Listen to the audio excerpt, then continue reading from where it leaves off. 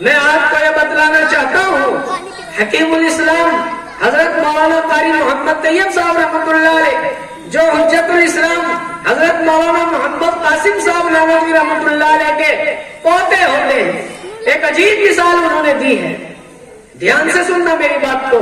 فرمایا اللہ تعالیٰ نے ساری دنیا کو مدرسہ بنا کر پیدا فرمایا، ساری دنیا مدرسہ ہے۔ وہ کس طرح؟ مدرسوں میں بچوں کے لیے کھانے پینے کی ضرورت ہے، اس کے لیے کھیتیاں بنائی، مدرسوں میں روشنی کی ضرورت ہے رات کو، اس کے لیے سورج بنایا، پانی کی ضرورت ہے، اس کے لیے دریا بہا دیے، لیکن ساری دنیا کو مدرسہ بنایا اس لیے کہ قرآن کا پہلے لفظ نازل فرما کر اللہ نے اس طرف اشارہ کیا کہ دنیا میں سب سے بنیادی اور اہم چیز جو ہے وہ پہلے پڑھنا لکھنا ہے، اس کے بعد ساری چیزیں آتی ہیں۔ علم کے بغیر ایمان بھی ادھورا ہے۔ میں نے آپ کو مثال دے دی، ان مدارس سے زندگی کے ہر شعبے کو تقویت اور پانی ملتا ہے۔ اب میں کس موضوع پر بات کروں؟ آج مسلمانوں کے اندر جو بگاڑ ہے، جو خرابیاں ہیں، اگر ان کو بیان کیا جائے تو صبح سے شام تک بھی پورا نہیں ہوتا، لیکن میں صرف 2 چیزوں کو بیان کر کے جا رہا ہوں۔ وقت بھی کافی ہوگا، مجھے بھی تقاضا ہے، لیکن بہرحال 2 چیزیں۔ سب سے پہلی بنیادی چیز جس کی وجہ سے آج سارا نظام درہم برہم ہو کر کے رہ گیا، وہ کیا ہے؟ وہ اس کا مسئلہ ہے روزی کا۔ آج روزی کمانے کا ہمارا طریقہ بگڑ گیا، روزی ہمارے پیٹ میں صحیح نہیں جا رہی ہے، جس کی وجہ سے ہماری اولادیں بھی، ہمارے بچے بھی دین سے دور ہوتے جا رہے ہیں۔ شراب، نشہ 80% مسلمانوں کے بچے کر رہے ہیں۔ میں بات ایسے نہیں کہہ رہا ہوں، ہوائی تجربے سے کہہ رہا ہوں۔ کئی سال پہلے میرا بمبئی جانا ہوا، شام کو دسترخوان لگ گیا، میں نے کہا بلا لو بھائی سب لڑکوں کو، بڑھانے کے جتنے یہاں پر 30-40 لڑکے ہیں۔ تو میزبان نے کہا کہ وہ آپ کے ساتھ نہیں کھانا کھائیں گے۔ میں نے کہا کیوں؟ کہنے لگے سب شراب پی کے آئے ہیں، وہ بعد میں کھانا کھائیں۔ ایک آدمی نے میرے سے کہا آ کر کہ مولانا میرے لڑکے کو فلاں آدمی آنے نہیں دیتا قصبے میں، آپ اس سے کہہ دو وہ آ جائے گا، کئی مہینے سالوں ہو گئے، اس کے پیسے ہیں۔ میں نے اس کو بلایا، میں نے کہا بھائی بیوی بچے ہیں، اس کو آ جانے دو۔ وہ کہنے لگے مولانا میں آپ کی فون سے بات کراتا ہوں، ابھی ایک شراب کے ٹھیکے پر 2.5 لاکھ روپے کی شراب پی چکا ہے وہ۔ ہاں، طرح طرح کے نشے، ایک شراب کا نشہ نہیں، طرح طرح کے نشے آج مسلمان کے بچے کر رہے ہیں۔ آپ دیکھتے نہیں بال مسلمان کے بچے کیسے کیسے کٹوا رہے ہیں۔ اللہ تعالیٰ مجھے معاف فرما دے، دیکھ کر بڑی تکلیف ہوتی۔ وہ سب کیا ہے کہ ان کے پیٹ میں حلال اور پاکیزہ روزی نہیں جا رہی۔ جیسا کھاوے ان ایسا ہو جاوے من۔ اچھی روزی کھاؤ گے تو اس سے نماز پڑھنے کی توفیق ہوگی، قرآن پڑھنے کی توفیق ہوگی، اللہ کا نام لینے کی توفیق ہوگی، مسجد میں آنے کو جی چاہے گا، مدرسہ میں جانے کو جی چاہے گا۔ اور جب اچھی روزی نہیں کھاؤ گے تو نہ نماز پڑھنے کو جی چاہے، نہ قرآن پڑھنے کو جی چاہے، نہ اللہ کا نام لینے کو جی چاہے، پھر تو واہیات اور خرافات ہی سوچتی ہے۔ حضرت مولانا مفتی مظفر حسین صاحب کاملوی رحمۃ اللہ علیہ پانی پت سے کاندھلا آنا چاہتے تھے۔ راستے میں ایک گاؤں میں دیر ہو گئی، پیدل کا راستہ تھا، ایک مسجد میں پہنچ گئے کہ بس یہی بیان کروں گا۔ نمازی کوئی نہیں آیا، خود ہی اذان پڑھی، نماز پڑھی، ارادہ کر لیا بس یہی بیان کروں گا۔ ایک آدمی آیا کچھ دیر کے بعد اور یوں جھانک کر دیکھ کر چلا گیا۔ کچھ دیر کے عشاء کے بعد آیا، 3 روٹیاں لے کر آیا کہ لو حضرت کھانا کھا لو۔ کھانا کھا لیا، لیٹ گئے۔ اللہ کا نظام، رات کو 3 مرتبہ اللہ کے نبی حضرت محمد صلی اللہ تعالی علیہ وسلم کی زیارت کی۔ سبحان اللہ، ہمیں تو کبھی ہمارے علاقے کے بزرگ سرپرست اللہ تعالیٰ آپ کو جلدی سے رہائی نصیب فرما دے. حضرت مولانا کلیم صدیقی صاحب کی بھی نہیں ہوتی. کیوں؟ جیسا کھاوے ان ایسے راتوں شیطانی خواب نظر آتے ہیں.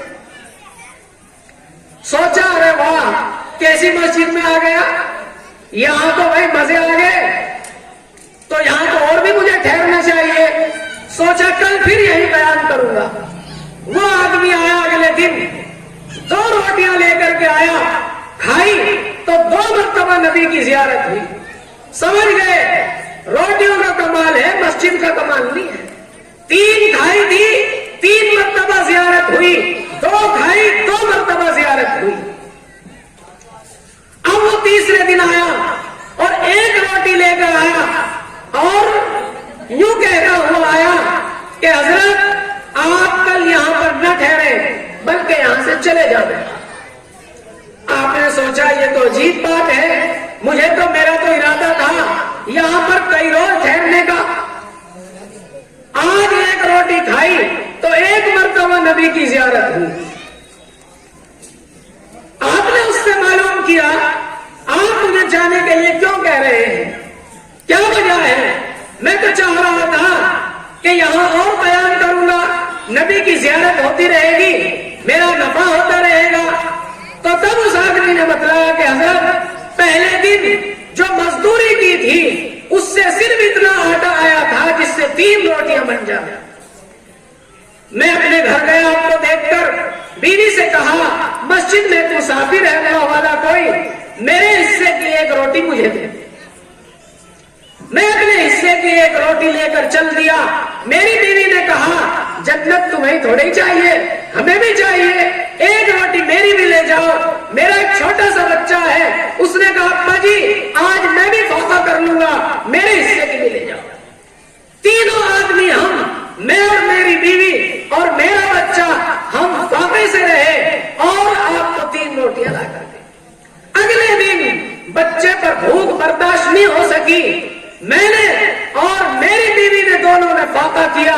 اب میں صرف اس لیے 2 روٹی لایا, لیکن 2 دن کے بعد میری بیوی کی بھی حالت بدل گئی. اب میں صرف اپنے حصے کی روٹی لایا ہوں, مجھے خطرہ ہے 3 دن کا فاقہ ہو گیا, شاید میں کل برداشت نہ کر سکوں, اس لیے آپ خدا کے واسطے یہاں سے تشریف لیں. میرے بھائیوں یہ حلال اور پاکیزہ روزی کی برکت ہے. جیسا ہم رزق کھائیں گے اپنے بچوں کو کھلائیں گے, اس کے اثرات خود بخود ظاہر ہوتے چلے جائیں. ہاں ہماری مائیں بہنیں مستورات بھی یہاں پر ضرور ہوں گی.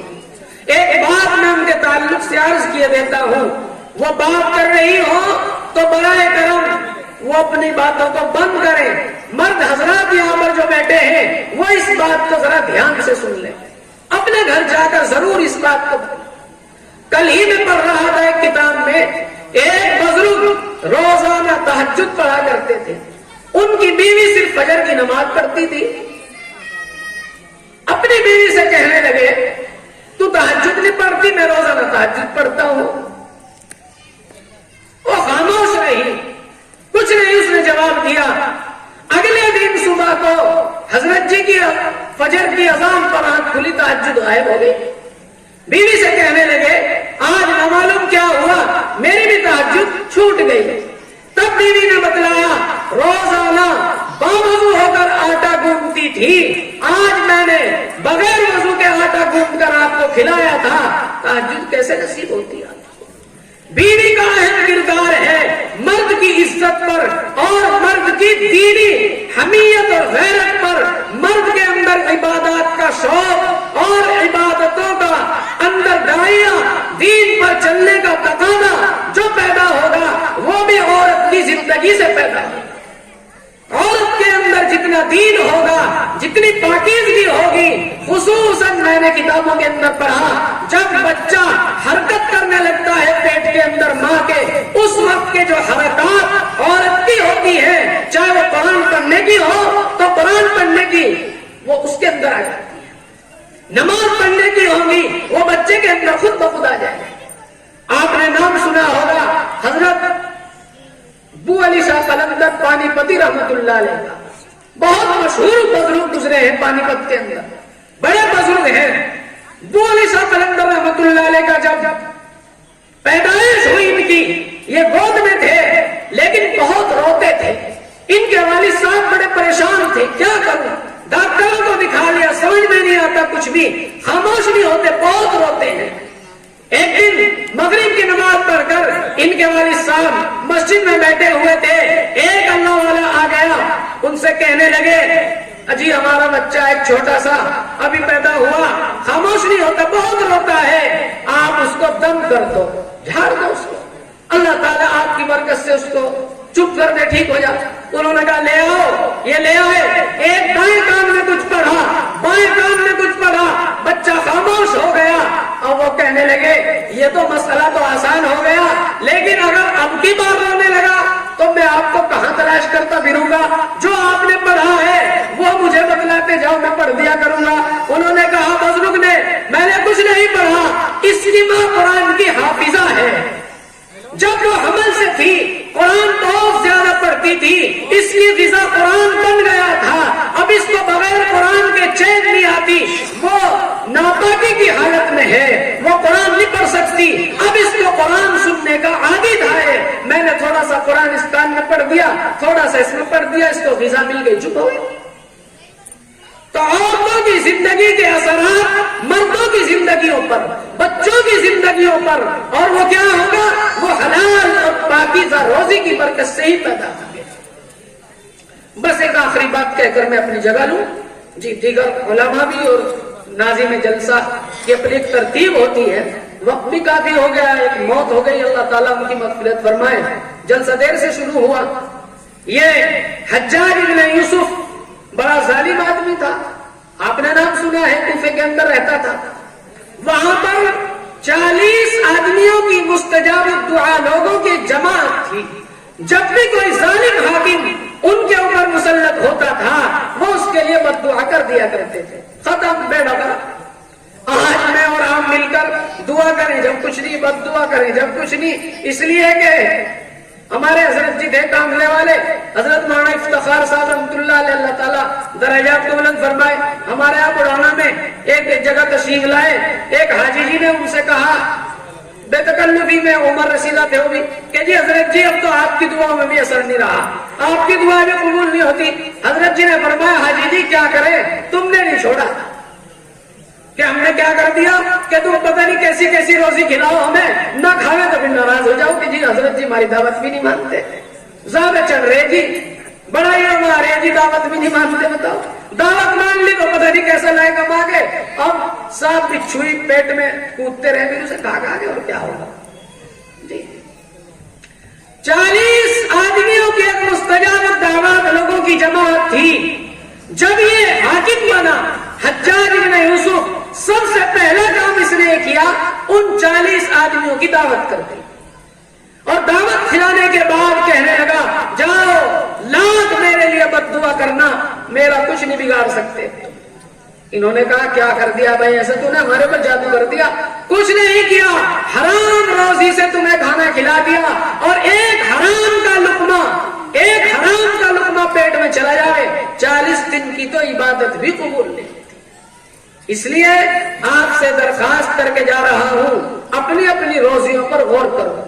पेट भरना मकसद नहीं है, बल्कि असल मकसद है क्या, हलाल और पाकीज़ा रोजी पेट में जावे, ताकि उसके असरात अच्छे हो, घरों में खैर आवे, हमें भी अल्लाह की तरफ पढ़ने की तौफीक हो। ये चीजें मिलेगी कहां से? उसके लिए मदारिस इस्लामिया उसका मम्मा और चश्मा है। अल्लाह ताला हम सबको इन बातों पर अमल की तौफीक अता फरमाए।